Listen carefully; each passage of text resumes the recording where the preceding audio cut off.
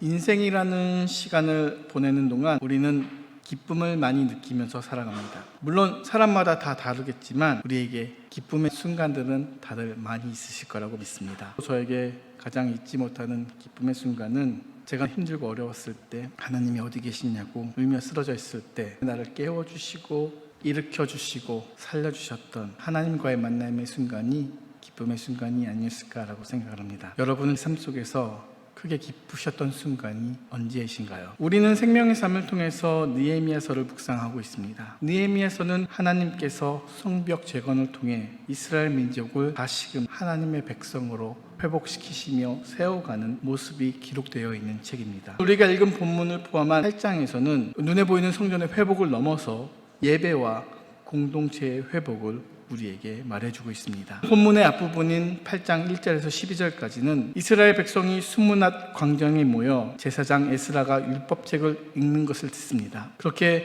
하나님의 말씀을 낭독하는 것을 듣고 뜻을 해석하는 것을 들은 백성들은 아멘 아멘 하고 응답하면서 하나님께 경배를 드립니다. 율법이 말씀이 회복되는 시간 동안 백성들은 하나님 앞에 눈물을 보립니다. 울고 있는 백성에게 느헤미야와 에스라와 레위인들은 백성들에게 말합니다. 오늘은 너희 하나님의 성일이니 슬퍼하지 말며 울지 말라라고 합니다.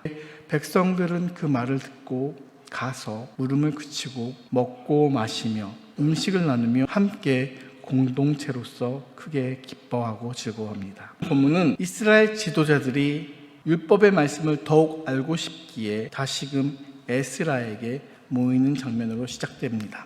13절입니다. 이튿날 온 백성들의 족장들과 제사장들과 레위 사람들이 모여 율법의 말씀을 들으려고 학사 에스라를 둘러쌌습니다. 율법은 무엇입니까? 율법이 무엇이길래 백성들이 듣고 눈물을 흘리며 지도자들은 율법을 더 알고자 모이게 되는 걸까요? 율법은 하나님께서 우리에게 주신 규범을 이야기합니다. 그 중에서 구약의 율법은 하나님과의 언약 관계 속에서 우리가 어떻게 살아가야 할지를 알려주는 하나님의 가르침이십니다. 유대인들에게 율법은 토라에서 시작됩니다.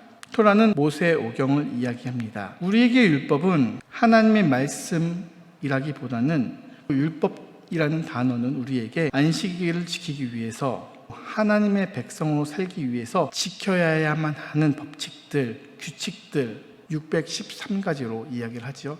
복음의 중요성을 강조하는 현대 크리스찬들에게 율법은 존재와 역할을 오해하고 오해받는 경우가 많습니다. 특히나 율법주의로 정의를 내리고 우리는 그 율법을 굳이 지킬 필요가 없다고 이야기를 하는 경우도 있습니다. 율법의 기능과 순기능과 율법이 없는 복음을 혼동하는 경우가 너무나 많습니다. 복음 또한 율법 없이 존재하지 않습니다. 그래서 복음과 율법을 혼동하는 우리는 가끔 복음이면 충분하지 않을까라고 생각을 하기도 하고 율법 없이 복음을 이해하려고 합니다.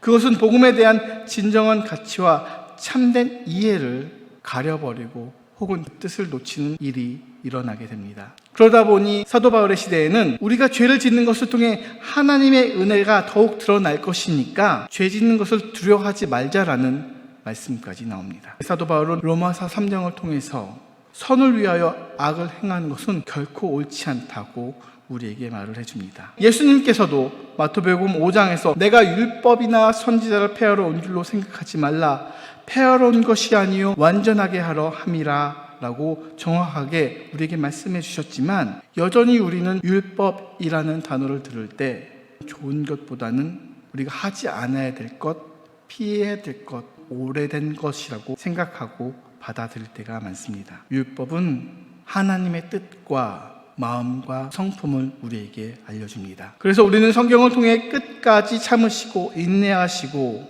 또 우리의 구원까지도 예비하시는 하나님의 모습을 보게 됩니다. 또한 마지막 때에 하나님의 공의에 따라 우리를 심판하실 심판주이신 하나님을 알게 합니다. 율법은 죄를 깨닫게 합니다.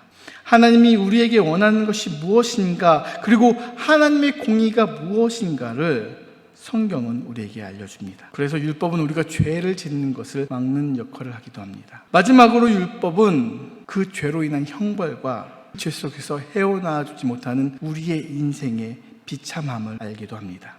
성경은 태초에라고 말씀을 시작합니다. 기다려주시며 용서해주신 우리의 하나님을 알게 해줍니다. 그것이 율법입니다. 그렇게 제일 먼저 성벽 재건과 함께 잃어버린 하나님의 백성으로서의 기초를 율법을 통해 다시 한번 되새기게 합니다. 율법으로, 말씀으로 단단한 기초를 세웁니다. 그렇게 족장들과 제사장들과 레위 사람들이 함께 모여 율법을 더욱더 살펴봅니다. 그리고 그들은 말씀을 통해서 하나님이 이스라엘 백성에게 지키라 하신 초막절에 대해서 알게 됩니다. 초막절은 이스라엘 달력으로 7째 달 15일부터 7일간 지키는 절기입니다. 이스라엘 민족은 7일 동안 초막 안에서 생활을 해야 합니다. 그렇게 초막 안에서 시간을 보낼 때 이스라엘 백성들은 광야에서 생활하던 때를 기념하고 기억하곤 합니다. 광야에서의 시간 동안 그들을 보호하시고 공급하시며 책임져 주셨던 하나님의 은혜를 기억하고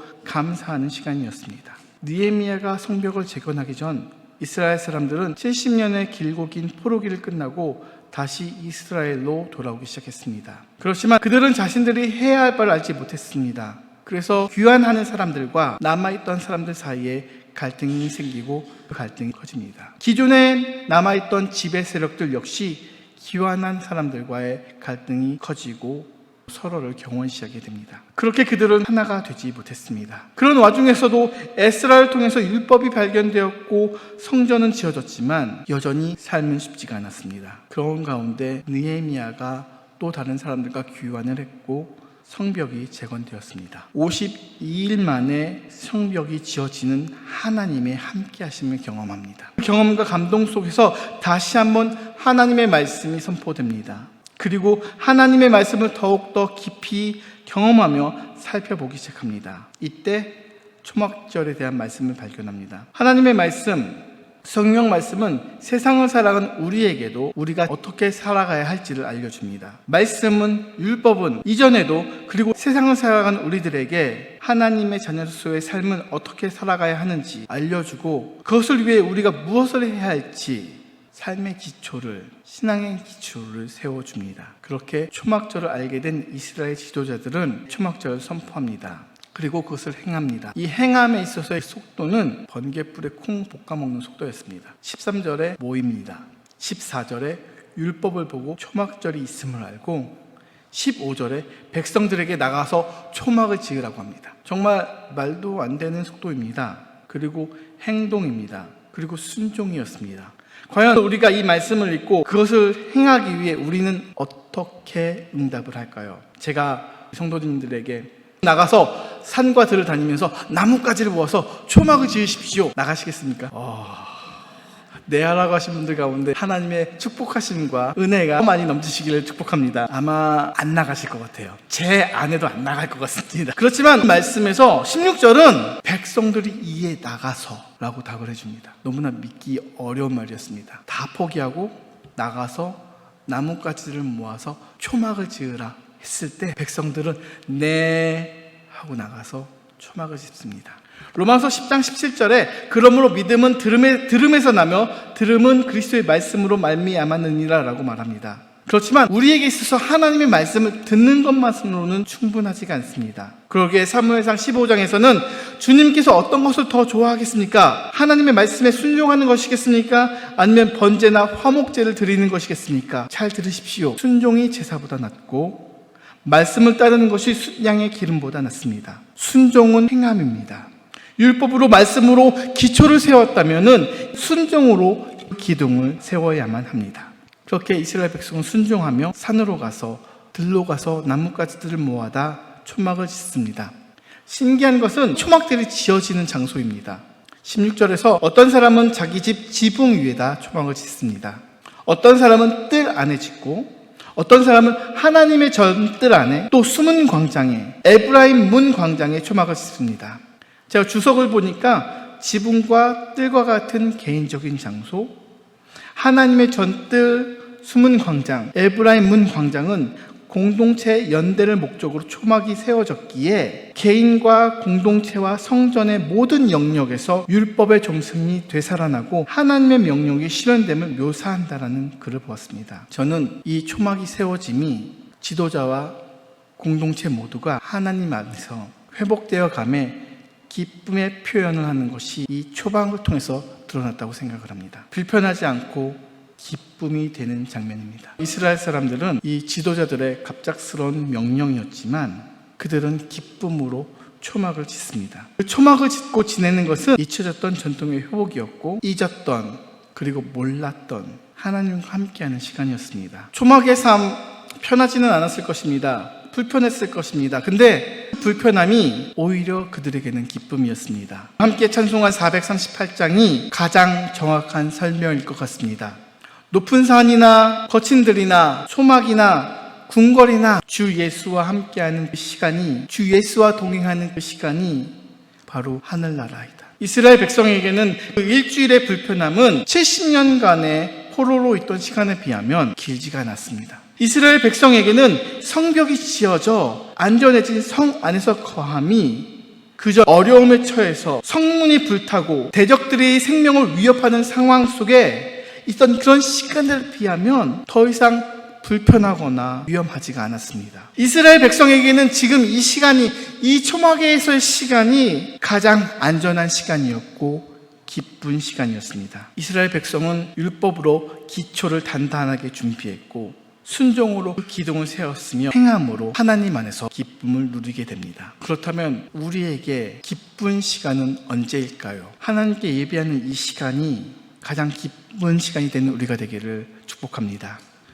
17절에서 이스라엘 백성이 크게 기뻐한 이유를 두 가지로 설명을 합니다. 하나는 사로잡혔다가 돌아온 것이었고 다른 하나는 여호수아 때 이후로 이같이 행한 적이 없었기 때문에 기뻐했다고 성경은 말하고 있습니다. 7일간의 편하지 않은 초막에서의 생활이 기뻤던 이유는 무엇일까요? 최초의 초막절은 하나님께서 출애굽을 하던 이스라엘에게 베푸신 은혜와 이스라엘 백성들이 40년의 광야 생활을 하면서 초막을 짓고 하나님의 인도하심을 믿고 순종하며 살았던 것을 기념하면서 시작되었습니다. 여기서 한 가지 우리가 정확히 해야 할 것은 광야에서의 삶은 방황이나 헤매는 것이 아니라 하나님의 인도하심이 선명하게 드러났던 시간이라는 것입니다. 그 40년의 시간 동안 그들은 매일 아침 일어나 하나님 예비해 주신 만나와 메추라기로 하루의 양식을 준비합니다. 해가 떠서 더워지면 하나님께서는 구름 기둥으로 그들을 덮어주십니다. 광야의 생활 가운데 위협과 어려움이 있어서 계속되는 전쟁이 있었지만 하나님께 순종할 때 이스라엘 백성은 패배를 몰랐습니다. 그리고 저녁이 되고 밤이 되어 추워지면 불기둥으로 하나님께서는 그들을 둘러싸십니다.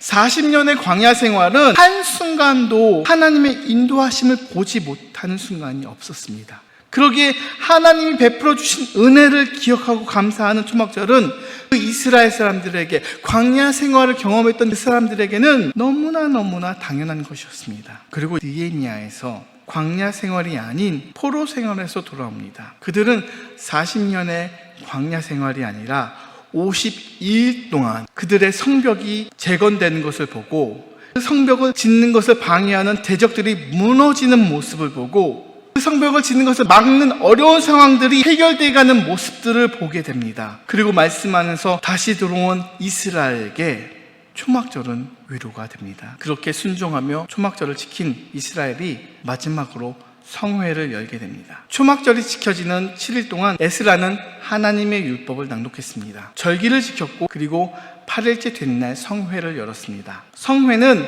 히브리어로 아체레트라는 단어를 사용합니다. 그 뜻은 마치다, 종결하다라는 뜻을 가지고 있습니다. 모든 절기를 마치기 위해 마지막으로 모이는 것입니다. 우리에게 있어서 모든 일의 시작과 마지막을 예배로 시작하고 예배로 마치는 것과 마찬가지입니다.